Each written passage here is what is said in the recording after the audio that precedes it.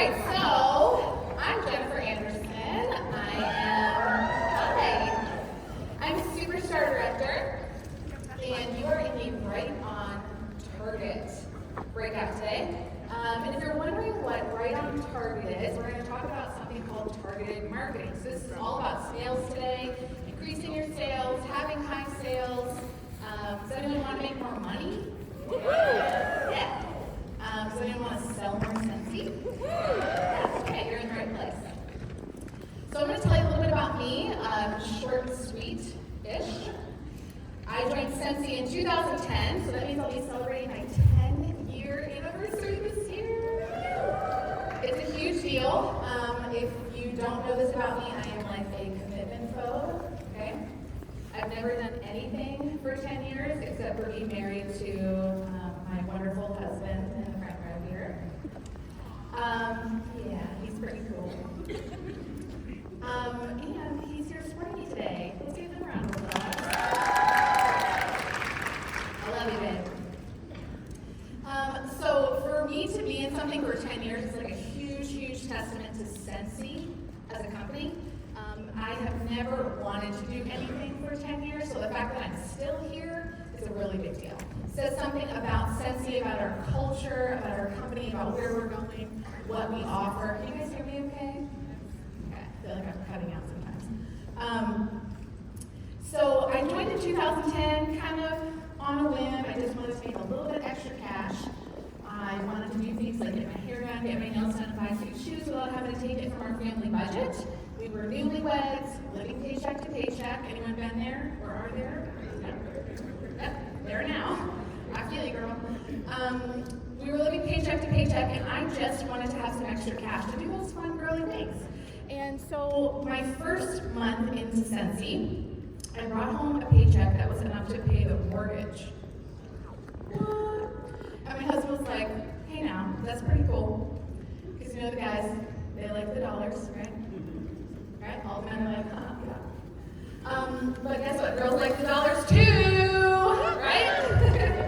So I brought home enough money to pay the mortgage. My husband's like, that's actually really cool. Why don't we put a little bit of time and energy into this and see what can happen? So I decided that I would start going to do Scentsy events. And so I jumped 2 feet in and I booked a log home show. And I set up a Scentsy table there and I had no idea what I was doing. And I had some product on hand, and if you were to look back at my very first table that I ever made, you'd be like, that don't look so good. And also, you gotta remember, Scentsy was pretty new at that point, so I spent a lot of the 3 days of that log home show telling people, it's not a candle. There's no fire. Yes, you plug it in. Yes, you can leave it on. I did tons and tons and tons and tons of explaining. And now, it's pretty cool that wherever we go, Scentsy's like a recognized name a lot of places. A lot of times you don't have to introduce or explain what Scentsy is. But I did that at that show. It's a lot of work. A lot of really hard work. And at the end of that show, 5 people had joined my team. And I didn't ask anyone to join, I'm just going to be honest with you. I called my upline before that show, and they told me put a join flyer in every bag, because you never know what could happen. So I did. She was my upline, and I just said, okay, I'm going to do what you say, because I trust you. And so I put a join flyer in every bag, but I never asked anyone to join because I was really afraid of team building, and I didn't want to do that. And 5 people had joined my team. So I thought, well, I better figure this whole team thing out. Fast forward to today, I am a Superstar Director. We have over 30 directors in our Radiant Rockstars group. There are over 1,800 people in our downline. Wow. From a girl who didn't want to build a team. I have no sales experience. I have no marketing experience. I have a degree in religion, which has nothing to do with this. That's for sure. So I'm living proof that anyone can do this. And here's what I need you to know. Everything that you need to succeed in this business and in this industry is a learned skill. What that means is every single one of you in this room is an even playing field, and we all have the same opportunity to advance and to grow and to build, because everything you need to do this is something that you can learn.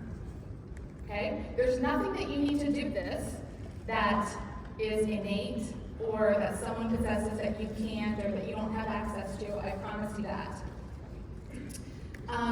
Since today is talking about sales, I'm going to let you know I have a lifetime PRV of over $370,000. So I've sold almost $400,000 of product personally in 9 years. I've recruited over 200 people in 9 years. And my greatest achievement to date is retiring my husband from his career in corporate America 6 months ago. So I've had that goal for a long time. Always wanted to retire my husband and give him that gift. He's given me so many beautiful gifts throughout our marriage and throughout our life, and I really wanted to make sure that I gave that to him. And so to finally have accomplished it is really, really incredible, and now we're on to even bigger and better things. So that's a little bit about me. Who in this room thinks that they are a salesperson? Literally no one? Okay, a couple. She's like, I am. Trainer. I like you. So I actually want, why don't we think we're salespeople? Is there something wrong with being a salesperson? No. No? Are you afraid of being a salesperson? Or is it scary to you? Or is there a bad connotation about salespeople? Yes? Yes? There's a bad connotation. So you don't want to call yourself a salesperson. Okay. Well, let's just go ahead and bust that myth right now. I'm here to tell you that salespeople make more money Amen, sister. than most other people in the world. Okay? You want to make money, it's found in sales. I promise. Found in sales without having the debt of a college degree or something like that. Okay? So I want you to say with me, I am a salesperson. I am a salesperson. You are. There's nothing wrong with being a salesperson, and when you own it and decide to live into it and build those sales skills and become better at being a salesperson, that's what we're going to talk about today, and that's how we're going to be right on target and learn about targeted marketing. I love that they talked about climb before this, and they talked about the learning part of it, because that's actually really, really important to succeed in this business. There's a quote that I heard many years ago. It's actually about a mountain. And it said, excitement and passion gets you to the base of the mountain, but skills are what get you up and over it. Okay? I'm going to say that again. Excitement and passion are what get you to the base of the mountain, but skills are what get you up and over it. If you are an essential certified consultant, star consultant, director, superstar director, you either are at the base of the mountain or you have been there at some point. Even as a superstar director, I just want you to know I haven't reached the pinnacle or the peak and I'm not done. You're never done. But skills and passion, how many of you, excitement and passion, how many of you are excited about Scentsy products? Yeah. Okay. How many of you are passionate about fragrance? Several people. Okay. So just at that level, we're all at the base of the mountain. In order to climb, in order to go up and over the mountain, in order to promote, earn a trip, make more money, excel in this industry, it's about skills. Now, some people may have a natural inclination towards skills, and some people it may be more difficult for, and you have to learn. Everyone has to learn. I'm just going to watch my time here, because I know you're hungry. Okay. Everyone has to learn. Skills are what get you up and over the mountain. So, learning, being a student, is absolutely essential to finding success here. Okay? I need you to know that. You have to put in the hard work of being a student. It's hard to say, like Heidi did, I don't know how to do a Google Doc. She spent 3 hours. How many of you would spend 3 hours learning how to do something like that? Lots of you going, nope. Some of you saying yes. But 3 hours just to learn how to do a Google Doc, right? That's a serious investment. When your lives are busy and you have kids and you have schedules and you have work and you have other things going on, a 3-hour investment is a lot. Okay? But guess what? In order to find success, in order to succeed, your business, your life, they all take that same commitment. They all require that same commitment to learning and growing, becoming a student. The most successful consultants are students. They're students of the successful. They're students of things that they feel like will help them get up and over the mountain. They study, but then here's the kicker. Then they practice. You can't just be a student, you have to be a student, then you have to take action. Some people learn and learn and learn, and they say, oh, I'm working, I'm training, I'm listening to a training call, I'm going to the training center, I'm reading a book, I watched a YouTube video, but then they don't take any action. It has to be twofold. You have to be a student, you have to teach yourself and educate yourself and put in the hard work of saying, I don't know how this works, or I'm really not great at this, but I'm going to learn, I'm going to be vulnerable, and I'm going to admit where I'm falling short, and I'm going to get better. So you become a student, and then you act. It's just like they showed the video earlier of the baby learning to walk, right? They practice, and they try, and they fall, and they hurt themselves, and they get back up, and babies don't quit, they eventually walk. It's the same thing for you. Why are you quitting?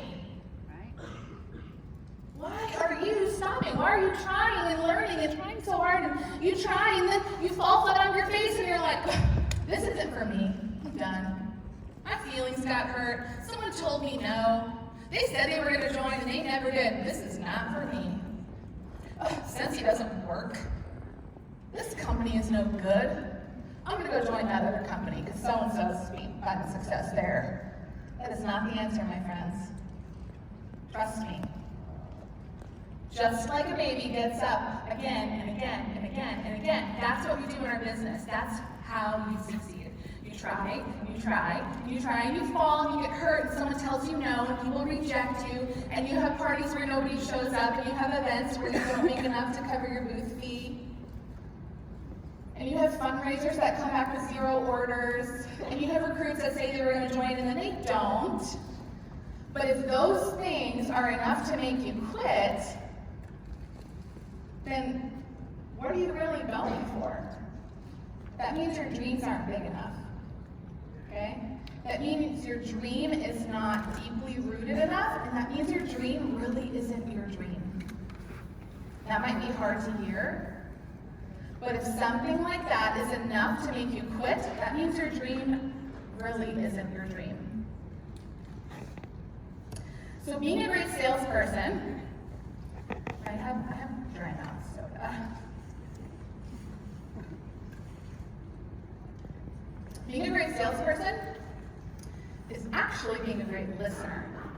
Okay? So we're going to talk about targeted marketing. What is that? What does that mean?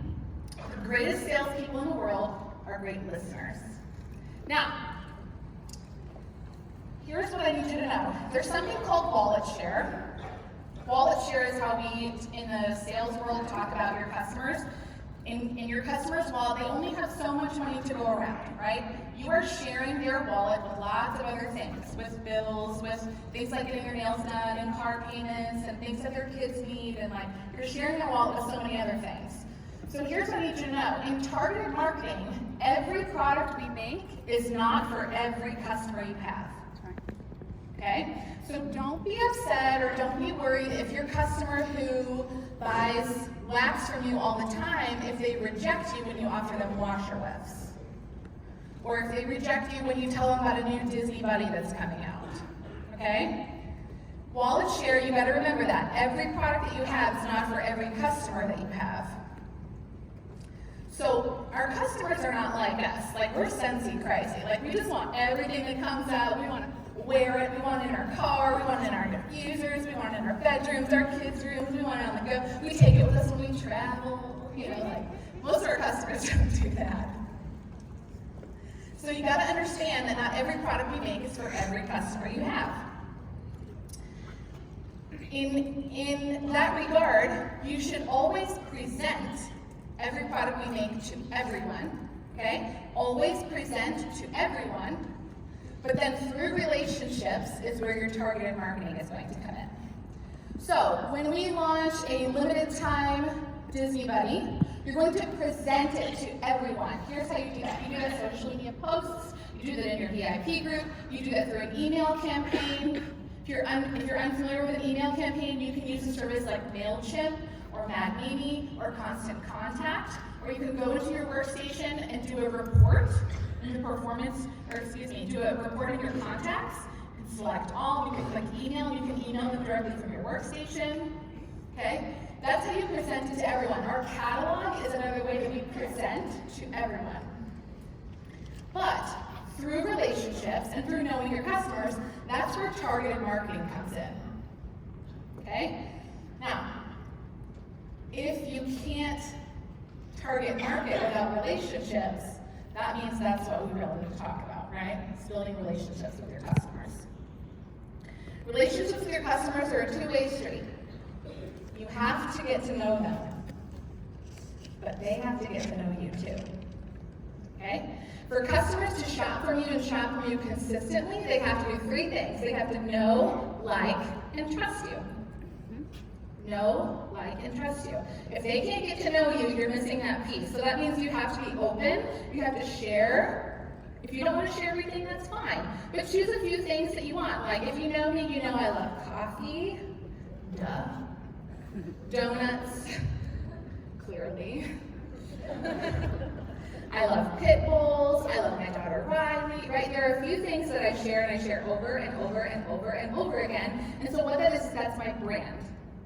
Okay? So pick a few things about you that you love and create a brand that works for you, and you're going to share those things consistently over and over and over and over again until people start to see those things and they think of you. So now what happens is people see donuts something and they post it on my wall and they're like, girl, you need this. In fact, if you go to my wall on Facebook right now, you will literally see some house beads that have donuts on them that someone just said I need it. People send me direct messages of a donut bandana for my dog, because I take her on donut dates and she eats them. My dog eats the donuts. Okay? So that's letting my customers get to know me. They have to like you. They have to like you. You have to be generally likable. You might say, well, I'm an introvert, or like, I don't like people. Some of you like, that's me. I hate people. They have to generally like you. What I mean is that when you're crafting your brand, when you're sending a message on social media, you're not going to post controversial topics like politics, okay?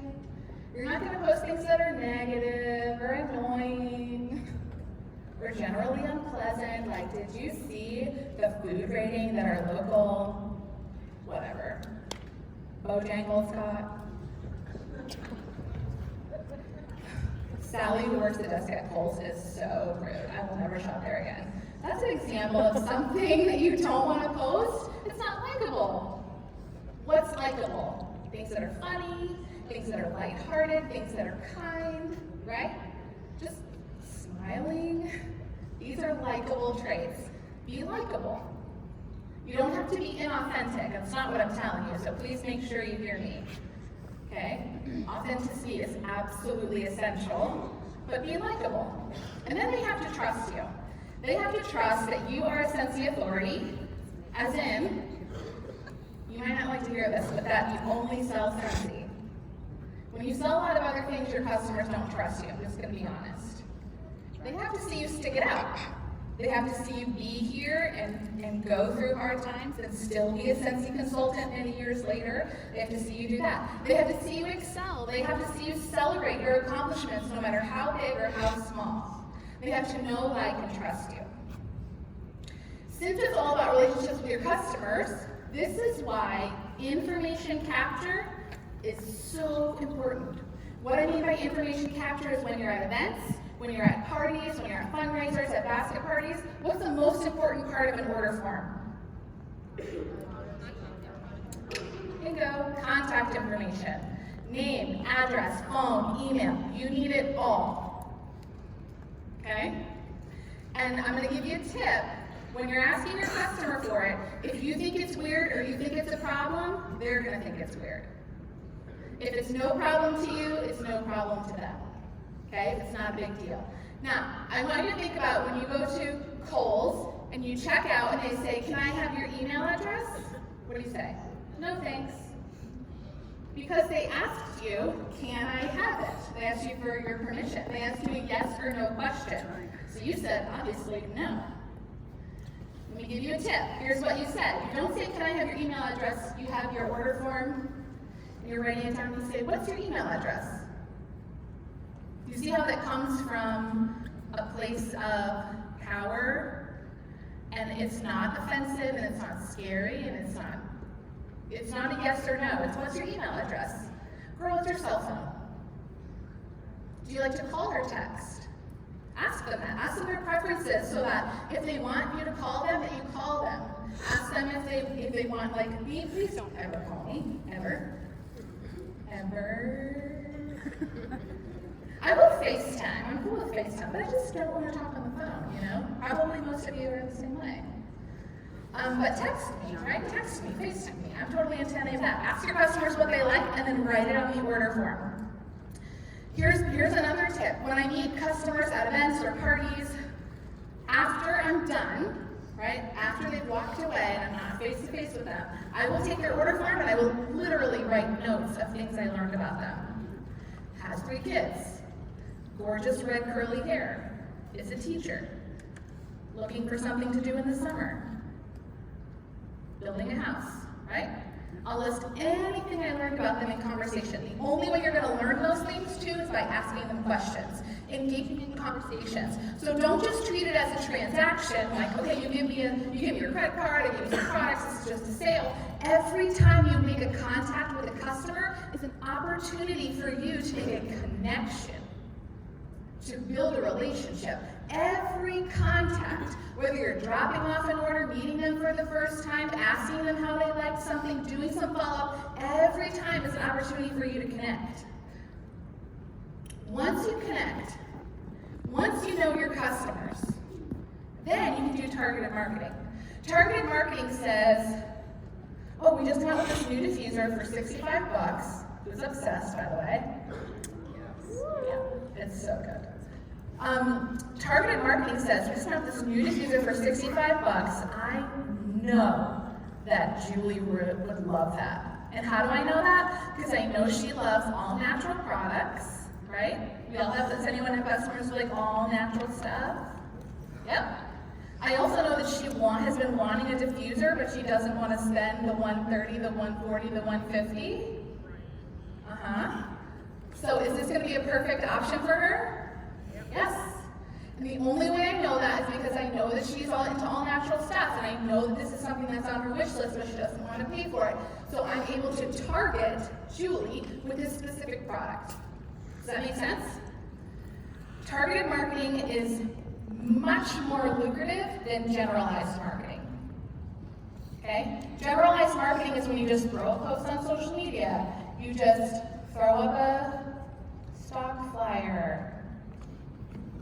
Don't do that. Take your own photos as much as possible, side note. Targeted marketing is when you specifically pick out a specific product and offer it to a specific guest. Here's why. Here's how. You show them the features of the product, okay? Features, this is really important, you need to write it down. Features. You show them the features of the product. So what's the features of our new diffuser? Plastic, right? Can't be broken. Super long runtime. 8 different lighting sets. You know what I'm saying. Options. 2 different diffusing speeds. Limited lifetime warranty. A lot bigger reservoir. These are the features. What are the advantages? Lower price point. Okay, advantage is the next thing. So first thing is features, second thing is an advantage. Lower price point, super long runtime. If anyone has had diffusers, even not Scentsy diffusers, they run out of water really fast. You gotta fill them up all the time, it's super annoying. I'm not joking you, I fill up our new diffuser, and I literally 3 days later filled it up with a new one. I turn it off at nighttime, but still, 3 days later, it's pretty awesome. Advantages. What is the benefit to that specific customer? Benefit is the next thing. So features, advantages, benefits. What is the benefit to that specific customer? I know you have kids, and I know you kids knock stuff over, right? You can't break this. I say the same thing about wall fans, by the way. Those are the best thing ever. And then what you want to do is you want to make an emotional connection somehow. That's the last thing. So when I'm selling diffusers, I always say, I keep it right on my bedside table, and every night I turn it on, I watch the colors change, I put some lavender in that sucker, and I just sit back and I have 5 minutes of me time. I just relax. I just chill. What do? I just create an emotional connection. Especially to like a stressed out mom or an overworked employee, doesn't that sound pretty attractive? 5 minutes of me time? Yeah. So by doing all of those things and targeting a certain product to a certain customer, you're going to have a much, much greater return on your investment as far as time you're spending with your customers. Let's see. Low power. Go away. Okay, we have 2 seconds left. Genuinely. Here's what I want to leave you with. I was going to have you guys take a few minutes, but I really don't think we have time for that. I want to leave you with this. Excitement and passion get you to the base of the mountain. Skills are what take you up and over it, okay? Develop your skills. I promise you everything that you need to be a good salesperson, and please don't be afraid of being a salesperson. When you just own it and move forward with it, that's how you sell $370,000 personally in 9 years. Okay? That's how you do that. That's how you earn every top-tier incentive that has ever come out. Okay? My husband and I are going to the Netherlands in a few weeks. Okay? That's how you do that.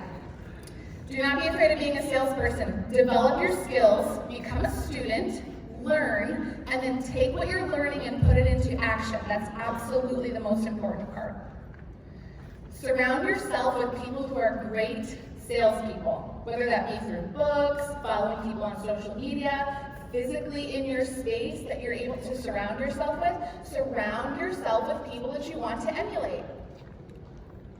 Never try to be someone else. Please always be yourself. Always be yourself. But there's things you can learn from other people who are great salespeople or great consultants, or who wants to be a superstar director. That's where the money is, you know. Surround yourself with superstar directors. Surround yourself with people who are walking that journey or have walked that journey or who are there. Surround yourself with those people. Don't avoid the challenges, okay? It's challenging to learn. It's challenging to try new things. It's challenging to work and be told no. It's challenging to fall flat on your face. It's challenging to have someone promise that they're going to join your team and then they never do. It's challenging to keep going. And if you think that anyone who's found success in this business or just generally in life hasn't had their fair share of super ridiculously hard challenges, you're wrong. And you're seriously underestimating the grit of that person. Anyone who's found great success has done it amidst major challenges. Major challenges. So I need you to know that you can get up and over that mountain. You might be at the base, you might be halfway up, you might be tumbling downhill. But you can pick yourself back up because it's a choice. Don't avoid the challenges. Go change the world, guys. I love you. Thank you.